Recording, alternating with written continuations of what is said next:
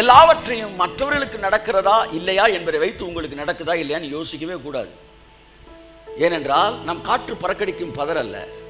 நம்ம இந்த உலகத்துக்கு ஒத்த வேஷம் தரிக்க வேண்டிய அவசியம் இல்லை. மற்றவனுக்கு நடக்குதா இல்லையா, எத்தனை பேருக்கு நடந்திருக்கு, இது எனக்கு தேவையில்லை. எவனுக்குமே நடக்காட்டினா கூட நீங்கள் அவரோட இணைஞ்சிருந்தீங்கன்னா அன்புக்கு ஒரு தைரியம் இருக்கும். பூரண அன்பு பயத்தை புறம்பே தள்ளும். தைரியமாக சொல்லுவேன், எவனுக்குமே நடக்கலை, எனக்கு நடக்கும். ஆமென், ஆமென், ஆமென். ஸோ ஃபஸ்ட்டு எவிடன்ஸ் அப்படின்னு பார்த்தோம். அந்த எவிடன்ஸ்லாம் உங்களுக்கு வந்துருச்சுன்னு வச்சுக்கோங்களேன், உங்கள் சிட்டிங் ஸ்டைலே வர மாதிரி இருக்கும், உங்கள் பேசுகிற ஸ்டைலே வர மாதிரி இருக்கும். கையில் ஒரு ரூபா இல்லாட்டவும் நீங்கள் பேசுகிறதும் பயங்கரமாக இருக்கும். சும்மா இங்கே பேசுகிற சொல்லலை, காற்றடிச்சு அது விழுந்துடும், இங்கேருந்து வரும் அது. நீங்கள் அப்பெல்லாம் பேசக்கூடாதா அப்படின்னு முடிவு எடுப்பீங்க, உங்களை மீறி பேசிட்டே இருப்பீங்க. ஏன்னா உள்ளுக்குள்ள எல்லாம் சொல்லுங்கள், உள்ளுக்குள்ள உள்ளுக்குள்ள எங்க உள்ளுக்குள்ள அது இருக்கும். Faith is nothing but acting on God's word. விசுவாசம்ன்றது ஒன்றுமே இல்லை, வார்த்தையின்படி செயல்படுவது, அவ்வளோதான் விசுவாசம். எல்லாம் சொல்லுங்கள், வார்த்தையின்படி செயல்படுவது, அவ்வளோதான் வித்தியாசம். நீங்கள் வார்த்தையில் செயல்பட்டவுடனே நீங்கள் சொல்கிறத நான் நம்பிட்டேன் சார்னு சொல்கிறீங்க. நீங்கள் சொல்கிறத நான் நம்பிட்டேன்னு சொன்ன உடனே நீங்கள் அவருக்கு அடிமையாயிடுறீங்க, அவருடைய ஆளுகைக்குள்ளே வந்துடுறீங்க, வேலையெல்லாம் தானாக நடக்க ஆரம்பிச்சு. ஒரு ஆக்ட் தேவைப்படுது. அந்த ஆக்ட் வந்து உங்களை நம்புறேன்றதை காட்ட வேண்டியதாக இருக்குது. பிசாசு சொன்னதை நம்பி ஒரு பழத்தை சாப்பிட்டான், அந்த ஆக்ட் பிசாசுக்கு நான் நம்புகிறேன் அப்படின்றத காட்டுச்சு. என் அன்புக்குரியவர்களே, உங்களுடைய வார்த்தையின்படி வளைய போடுகிறேன்னா he acted on God's word. அவ்வளோதான், சிம்பிள் ஃபெய்த். முங்குப்பா தண்ணியிலன்னா முங்குனா, அது மனசில் பெரிய இமேஜினேஷன் அது இதெல்லாம் கொண்டு வரல. Simple obedience. அதெல்லாம் புதிய ஏற்பாட்டில் ஒபீடியன்ஸ்னா ஃபெய்த்துன்னு சொல்லுது. பழைய ஏற்பாட்டில் ஒபீடியன்ஸ்னா, புதிய ஏற்பாட்டில் ஒபீடியன்ஸ்னா ஃபெய்த்து தான். கீழ்ப்படியாதவர்கள்னா விசுவாசியாதவர்கள்னு அர்த்தம். கீழ்ப்படிஞ்சிட்டான்னா விசுவாசத்தான்னு அர்த்தம். தேவன் சொன்னதை சொன்னாருன்ற காண்டி செஞ்சீங்கன்னா அவ்வளோதான் முடிஞ்சு. ஒன்றும் இல்லை. இப்போ வந்து கர்த்தர் சொல்கிறார், இப்போ நான் சொல்கிறேன் வந்து கர்த்தருடைய ஆவியானவர் சொல்லுகிறார், இப்போ நீங்கள் கம்யூனியன் எடுக்கும்போது இப்பொழுது உங்கள் சரீரத்தில் சரி எல்லா வியாதியும் சுகமாகுன்னு சொன்ன உடனே அதை இமேஜின் பண்ணி அப்படி இட்ஸ் குட், நீங்கள் எவ்வளோ பண்ணலாம். எதுவுமே இல்லை, கர்த்தர் சொல்லியிருக்காரியா, அவர் வார்த்தையின்படி சரியா சாப்பிட்றேன், சாப்பிட்டுட்டு ஒன்றுமே யோசிக்காமல் உட்காந்துருங்க, நீங்கள் சரியாயிருவீங்க. ரொம்ப காம்ப்ளிகேட் பண்ண வேண்டியதில்லை. அப்போ கென்யான் சொல்கிறாரு, வார்த்தையின்படி செயல்படாத எதுவுமே விசுவாசம் கிடையாது, விசுவாசம் எப்போவுமே செயல்படுன்றது. ஃபெய்த் அண்ட் வேர்டில் ரெண்டு முறை பார்த்தோம். ஒன்று வந்து the major work given to a believer is to meditating God's word அப்படின்னு பார்த்தோம். இங்கே பாருங்கள், எபிரேயர் 11ஆம் அதிகாரத்தை எடுத்து வைத்துக் கொள்ளுங்கள். விசுவாசத்தின் தன்மைகளை இந்த அதிகாரம் சொல்லுது. என்ன சொல்லுங்கள்? விசுவாசத்தின் தன்மைகள். விசுவாசத்தின் சோர்ஸை பற்றி பேசலை. இப்படிலாம் செஞ்சால் அது விசுவாசம்னு சொல்லலை. நல்லா கவனிக்கணும். விசுவாசம் இருந்தால் இப்படிலாம் செய்வீங்கன்னு சொல்லுது. நான் சொல்கிற புரியுதா? இதெல்லாம் செஞ்சால் விசுவாசம்னு சொல்லலை. விசுவாசம் இருந்தால் இதெல்லாம் நீங்கள் செய்வீங்க. விசுவாசம் எப்படிலாம் வெளிப்பட்டுருக்கு, ஆபிரகாமுக்கு இப்படி வெளிப்பட்டுச்சு, ஈசாக்கு இப்படி வெளிப்பட்டுச்சு, யாக்கோபுக்கு இப்படி வெளிப்பட்டுச்சு, அப்படியே வருது. அப்போ விசுவாசத்தின் தன்மைகள் தான் பார்க்குறோம். விசுவாசத்துக்கு ஒரு தன்மை இருக்குது, அது வேறு வேறு விதமாக வெளிப்படும்.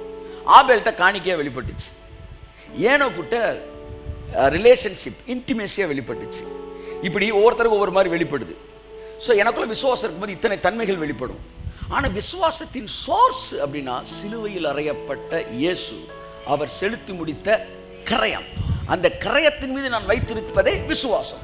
ஏனென்றால் விசுவாசம் என்று வரும்போது ஒரே விசுவாசம் என்று தான் வேதம் சொல்லுகிறது. ஸோ ஃபெய்த்னாலே அது சிலுவையில் இயேசு முடிச்சது தான். அது மேலே எனக்கு நம்பிக்கை இருக்கும்போது என் விசுவாசம் பல வழிகளில் வெளிப்படுது. அதை கர்த்தர் சித்தமான வருகிற நாட்களில் பார்ப்போம். அந்த பாருங்கள், விசுவாசத்தினாலே ஆபேல், அது வாசிமா. நான் ஒரு 2-3 விஷயம் சொல்கிறேன், விசுவாசத்தின் தன்மைகள். அடுத்து வர வாரத்தில் தான் நம்ம பார்ப்போம். விசுவாசத்தினாலே ஆபேல் காயினுடைய பலியிலும் மேன்மையான பலியை தேவனுக்கு செலுத்தினான். விசுவாசத்தினாலே ஆபேல் செலுத்தினான். எல்லாம் சொல்லுங்க, ஆபேல் செலுத்தினான். ஃபெய்த் எப்படி வெளிப்படும்னா ஆஃபரிங்ல வெளிப்படும். விசுவாசம் இவன்ட்ட எப்படி வெளிப்பட்டிருக்குன்னா சிறப்பானதை கொடுப்பது. எல்லாம் சொல்லுங்க. ஒருத்தன் விசுவாசம் இருந்தால் அது எப்படி வெளிப்படும்னா சிறப்பானதை, தரமானதை அவனுக்கு கொடுக்க வைக்கும். ஏன்னா தேவன் இருக்கிறாரு, ஆமென் சொல்லுங்க, என்கிற விசுவாசம் அவ்விதமாய் வெளிப்படும். அடுத்து விசுவாசத்தினால ஏனோக்கு பை ஃபெய்த் மறைஞ்சிரும். என்னையா அந்த பழைய ஆளை காணோம் அப்படின்ற மாதிரி உங்க நியூ நேச்சர் புது சிருஷ்டி வெளிவர ஆரம்பிக்கும். அப்ப நீங்க முற்றிலும் பழைய ஆளே இல்லாம இந்த உலகம் ஆச்சரியப்படக்கூடிய ஒரு புது நபராக இந்த பூமியிலே நீங்கள் வலம் வருவீர்கள். அந்த நாட்கள் வந்திருக்கிறது இயேசு நாமத்தில். ஆமென் சொல்லுவோம். விசுவாசத்தினாலே காணப்படாமல் போனான். அது faith and intimacy with God. அது என்னன்ற பார்த்து faith and prayer 6வது வசனம். விசுவாசமும் ஜெபமும். 7வது வசனம் faith and obedience. 8வது வசனம் விசுவாசத்தினாலே ஆபிரகாம் அறியாமல் புறப்பட்டு போனான். ஃபெய்த்னா எப்பவுமே கிளாரிட்டி இருக்குன்னே கிடையாது. ஃபெய்த்தில் வந்து ஃபுல் டீட்டெயில்ஸ் கொடுக்கப்படாம இருந்தப்பமும் நம்ம போயிட்டே இருப்போம் பாருங்க, அதுக்கு பேர் தான் ஃபெய்த். நான் சொன்னேன்ல வந்துருமே 4 கோடி ரூபா அப்படின்றேன். எப்படி வரும் தெரியாது, ஆனா வரும் தெரியும். ஆபிரகாம் கூப்பிட்டப்ப அவன் அப்படிதான் போனான். எங்க போறோம்னு தெரியல, அறியாமல் புறப்பட்டு போனான். ஸோ என்ன சொல்றேன், எல்லா விஷயத்துக்கும் உங்களுக்கு கம்ப்ளீட் டீட்டெயில்ஸ் கடவுள் தரணும்னு தேவையில்லை. உங்க இன்ட்யூஷன் சொல்லுதா கடவுளுக்கு கீழ்ப்படி கட்டாயம் நடக்கும்னு சொல்லுதுன்னா அதை அப்படியே ஃபாலோ பண்ணி போனா அதுக்கு பேர் தான் ஃபெய்த்.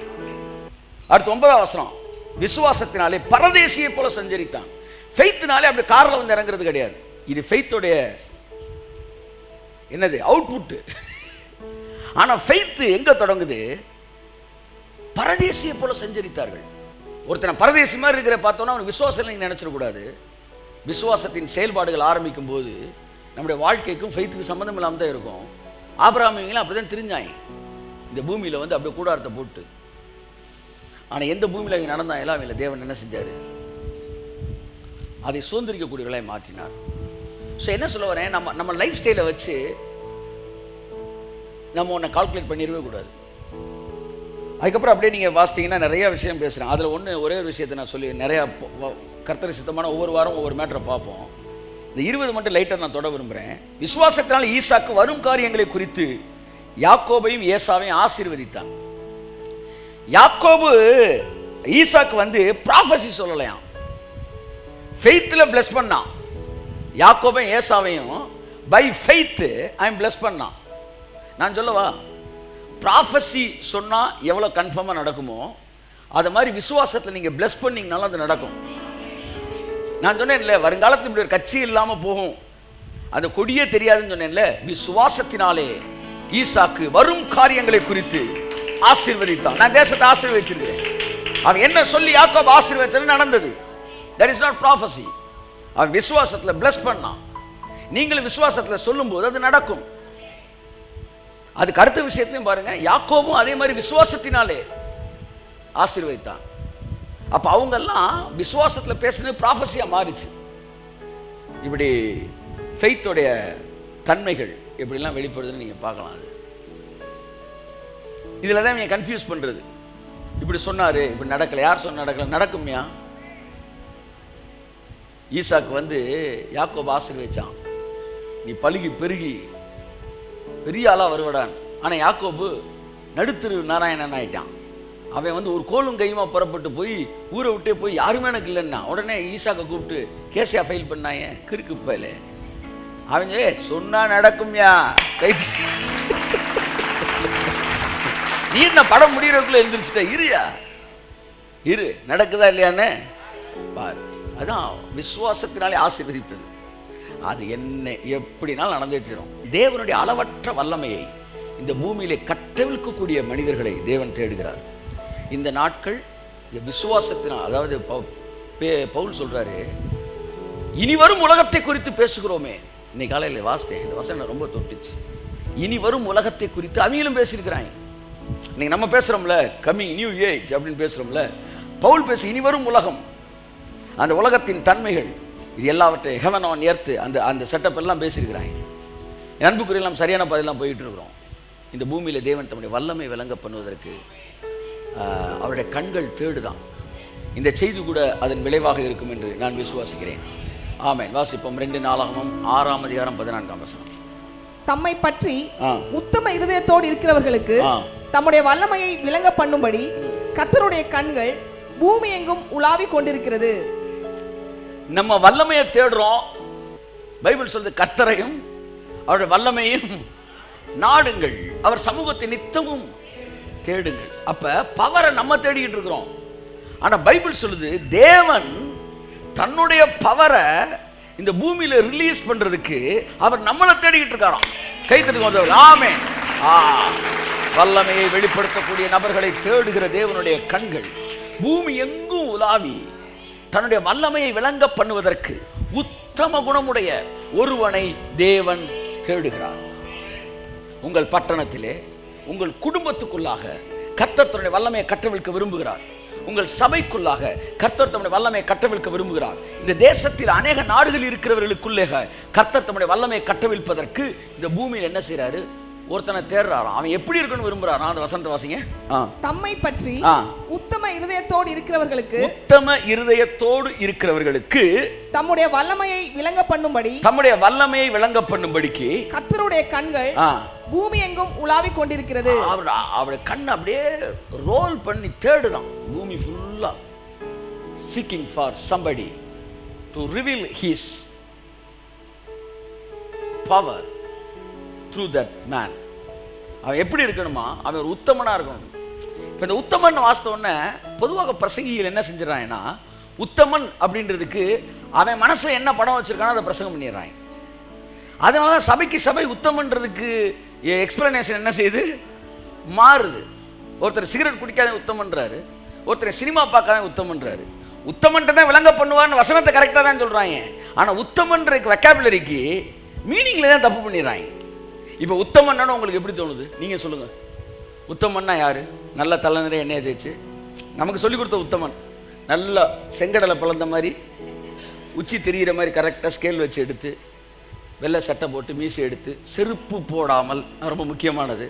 நிறைய உத்தமர்கள் கீழே வருவாங்க இப்போ கமெண்ட்ஸில். இவங்களாம் உத்தமர்கள் சப்பு சப்பு சப்புன்னு என்ன தேய்ச்சி மண்டையை போட்டு உத்தமன்னா இவனுக்கு இந்த பிக்சர். யாரா சொன்னது உத்தமன்னா? உத்தமன்றதுக்கு என்ன மீனிங்? இப்படிலாம் நீயா மீனிங் எடுத்தனால தான் நீ தலை நிறைய என்ன தேய்ச்சாலும் அதில் 4 முறுக்க கூட சுட்டுருக்கலாம். வெட்டியா வந்து என்னைய வேஸ்ட் பண்ணியிருக்க. நீ இவ்வளோ என்ன தேய்ச்சும் கர்த்தருடைய வல்லமை கொஞ்சமே வெளிப்படலை. அப்ப உத்தமன்ட்டு வெளிப்படுவான்ற உண்மை. உத்தமன் யாருன்னு நீ இடத்துல நீ ஏதோ ஒரு குழப்பத்தை பண்ணிட்ட, பிரசங்கம் பண்ணவே குழப்பிட்டான்.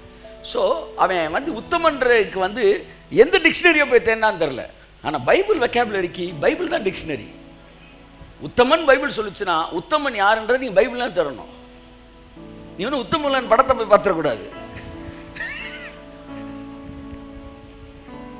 உத்தமன்னா யாரு? வாசிப்போம். யோசுவா 14ஆம் அதிகாரத்தில் யோசுவா பார்த்து நீ உத்தம குணமுடையவன் கர்த்தர். கை தட்டுங்க ஒரு தடவை. இப்போ அங்கே போனீங்கன்னா உத்தமம்னா என்னன்னு தெரிஞ்சிடும்.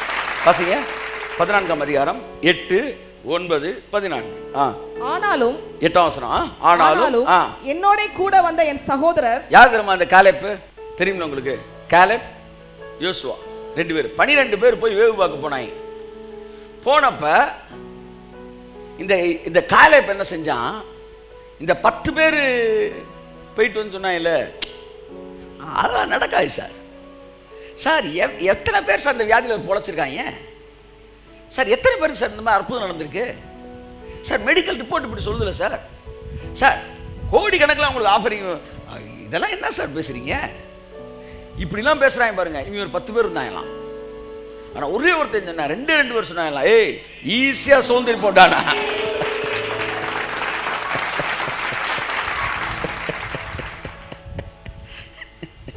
கர்த்தர் சொன்னார், அவன் தான்டா உத்தமன். அப்ப கர்த்தருடைய கண்ணு இப்படி பேசுறவனை தேடுதான். கையை தட்டு. ஆமென். தன்னுடைய வல்லமை விளங்க பண்ணும்படிக்கு இப்படி பாசிட்டிவா பேசுறவனுக்கு பேர் தான் உத்தமன். எதை வச்சு சொல்றீங்க? வசனத்தை ஃபுல்லா வாசிங்க. வாசிங்க. ஆனாலும் என்னோட கூட வந்த என் சகோதரர். என்னோடு கூட வந்தவங்க கூடயே தான் வருவாங்க. எல்லாம் சொல்லுங்க. சர்ச்சுக்கு வருவாங்க, எல்லா கழுதையும் கேட்பாங்க.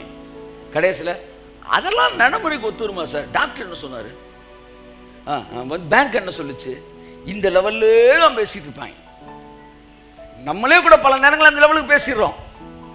ஆனால் நம்ம திரும்ப என்ன செஞ்சிடணும்? தேவனுடைய ஆவியான கிருபையை நம்ம மேலே கொண்டு வந்துடுறாரு.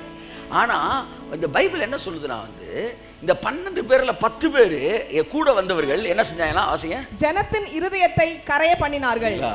எதிர்மறையா பேசினாங்க. இந்த உலகமே எதிர்மறையா தான் பேசிக்கிட்டு இருக்கு. ஆமா, இந்த உலகத்துல நல்ல வார்த்தை நீங்க கேட்கவே முடியாது. நீங்கள் எதிர்மறையா யார்ட்டையாச்சும் பேசுனீங்கன்னா வாயை திறந்து ஒன்று புரிஞ்சுக்காங்க, நீங்க அந்த 10 பேர்ல ஒரு ஆள். எதிர்மறையாய் பேசினார்கள். அடுத்து வாசிங்க. நானோ கை தட்டுங்களேன், நல்ல வார்த்தை. நானோ என் தேவனாகிய கர்த்தரை உத்தமமாய் பின்பற்றினேன். அச்சா, உத்தமமாய் பின்பற்றினேன். என்ன உத்தமமா பின்பற்றினானா? அடுத்த வசனம். அந்நாளிலே மோசே நீ என் தேவனாகிய கர்த்தரை உத்தமமாய் பின்பற்றினபடி. அந்த அதிகாரத்துல 3 தடவை வருது இந்த வார்த்தை. 2-3 சாட்சிகளின் வாக்கினாலே காரியம் நிலைவரப்படும். நான் உத்தமமாய் பின்பற்றினேன். அந்த வார்த்தை மறுபடியும் சொல்றான். மோசே என்ன பார்த்து சொன்னாரு? என்ன சொன்னாரா? வாசிங்க. நீ என் தேவனாகிய கர்த்தரை உத்தமமாய் பின்பற்றினபடியால் உன் கால் மிதித்த தேசம் உனக்கும் எல்லாருக்கும் கிடையாது. எவன் ஒருவன் போயிட்டு வந்து நல்ல செய்தி சொல்றானோ, சொல்லுங்க, கெட்ட செய்தி, நாரண செய்தி, வெட்டியா போயிருவோம், வீணா போயிருவோம், யோசிச்சுக்காங்க அக்கா, நல்லா சிந்திச்சுக்காங்க அப்படின்னா அவன் வாயை திறக்க சொல்லி கொலக்கட்டை கிளக்கட்டை கூட திட்டுவான். களிமண் எடுத்து வாயில் அப்பிட்டு ஓடிடு, இந்த ஏரியாவுக்குள்ளே வராத அப்படின்னு சொல்லி அனுப்பிச்சிரு. இல்லாட்டி அங்கே திரும்பி பாரு, காணான்னு தெரியுது பாரு அப்படின்னு ஒரே திரும்பணும். இப்படி எதிர்மறையாய் பேசுகிறவங்க தான் 10 பேர் இருந்தாங்க. இவர்களிடத்தை கர்த்தர் தன்னுடைய வல்லமையை காட்ட விரும்பல. ஆனா தன்னை உத்தமமாய் தேடுகிறவர்களுக்கு கர்த்தர் தன்னுடைய வல்லமையை காட்ட விரும்பினாராம். அந்த 12 பேர்ல காலேப்பு அவன் கரெக்டா பேசினான். அவன் நல்ல செய்தி சொன்னான். நான் சொல்லவா உங்களுக்கு, உங்களை பார்த்து நீங்க நல்ல செய்தி, உங்க குடும்பத்தை பார்த்து நல்ல செய்தி, உங்க பக்கத்துல இருக்கிறவங்க பார்த்து நல்ல செய்தி, யாரெல்லாம் உங்கள்கிட்ட வராங்களோ அத்தனை பேருக்கு நீங்க நல்ல செய்தி சொன்னீங்கன்னா, பயப்படாதீங்க சார், சரியாயிரு சார், பயப்படாதீங்க சார், எல்லாம் சரியாயிரு சார் என்று நீ சொல்லுவாயானால், நீ காலேப்பை போல உத்தமமான தேவனுடைய மனுஷன். உன்னிடத்திலிருந்து கர்த்தருடைய வல்லமை வெளிப்படும். அப்ப மோசே சொன்னா, நீ உன் தேவனாய கர்த்தரை உத்தமமாய் பின்பற்றினபடினால் நீ கால் மிதித்து வந்த தேசத்தை உனக்கு எல்லாருக்கும் கிடையாது, எல்லாருக்கும் நடக்காது, எல்லாருக்கும் கிடைக்காது, எல்லாருக்கும் பார்க்க முடியாது. ஆனா உனக்கு உனக்கு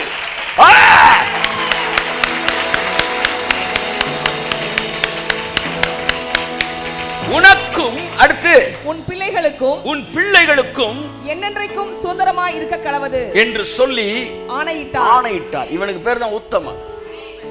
என்ன செஞ்சான்? நல்ல செய்தி சொன்னான். என்ன செஞ்சான்? நம்புனான். கர்த்தர் செய்வாரான், நம்புனான். அப்ப உத்தம குணம்னா என்ன? தேவனை விசுவாசிக்கிற குணமே உத்தம குணம். ஒரு மனிதன் தேவனை நம்புவதற்கு தயாராகிவிட்டால் அவனிடத்தில் இந்த உலகத்தில் தேவனுடைய வல்லமை வெளிப்படும். வாசிங்க அடுத்த வசனம் 14 வாசிப்போம்.